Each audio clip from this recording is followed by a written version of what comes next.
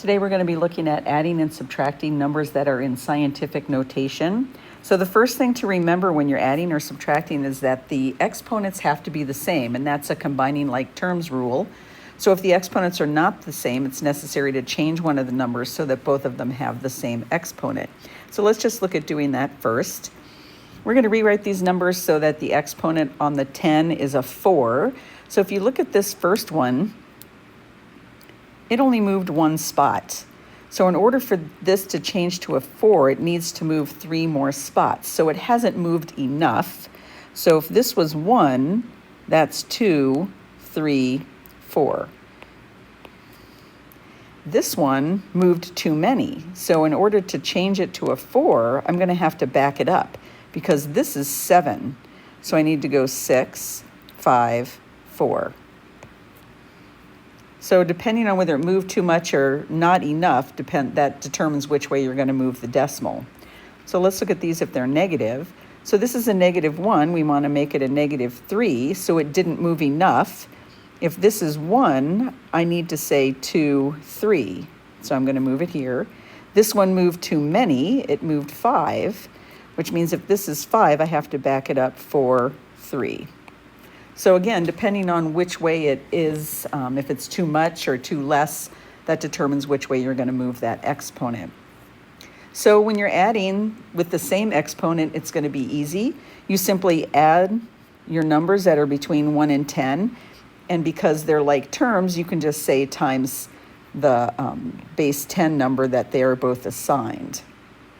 If they are different, however, you have to change them so they are the same. And it really doesn't matter which one you change, whether I choose to change this to a 4 or this to a 6. It doesn't really matter. You're still going to end up with the same answer. I always tend to change it to the larger of the two, but this example happens to change that 6 to a 4. So in order to do that, because this is a 6 and I want it to be a 4, it moved too many times. It moved 6 times. I only wanted it to move 4 times. So you can see that's 6, this is 5, this is 4. So you can see now that that number is 412 times 10 to the 4th. So now I'm just going to add 412 plus 3.94, and I get 415.94. But when I look at that, this number is not in scientific notation form. So I'm going to have to move my exponent, or excuse me, my decimal again to make that a 6, because I want to make this a 6. So if this is 4, 5, 6. So that's where this comes from. So depending on which way you move it, you might have to readjust that number between 1 and 10. That's why I always choose the larger of the two, because if you're adding two things together, obviously you're adding to a larger number. It's just going to keep getting larger. So I would have changed that to a 6. I would have changed this one to a 6. But again, it doesn't matter which way you do it. So when we're looking at this one, like I said, I'm going to change this to a 5. Because I know eventually if I'm adding to that larger number, it's just going to get larger. It's not going to get smaller. So this moved 4 times. I have to move it one more time to make it 5. So now I'm going to take 9.24 plus 0.689, and I'm going to add them together. So I get 9.929 times 10 to the 5th. So let's look at subtracting. Again, the exponents have to be the same. These happen to already be both 7s.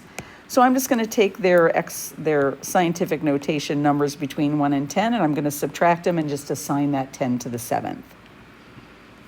Here they are where they're different. Again, I'm going to go with the larger one. So when this one happened to do that, I'm going to change this to a 3. So if this was 2, one more time would make it a 3, which you can see they've done here. And so then you're going to take that 4.23 and subtract the 0.956, and then just assign it that 10 to the 3rd. Because this number is already in scientific notation form, I don't have to move my decimal. So now let's try it with this one. So I'm going to change this to an 8, which means it moved, this was 6, which means I have to do 7, 8. So I'm going to move it 2 more times. So I'm going to take that 7.83 and I'm going to subtract away 0.0 0.25. So I'm just going to add that 0 up there. So then this becomes 2, that's a 5, that's a 0, 8.7. So 7.805 times 10 to the 8th. Again, don't have to change this because that number is between 1 and 10.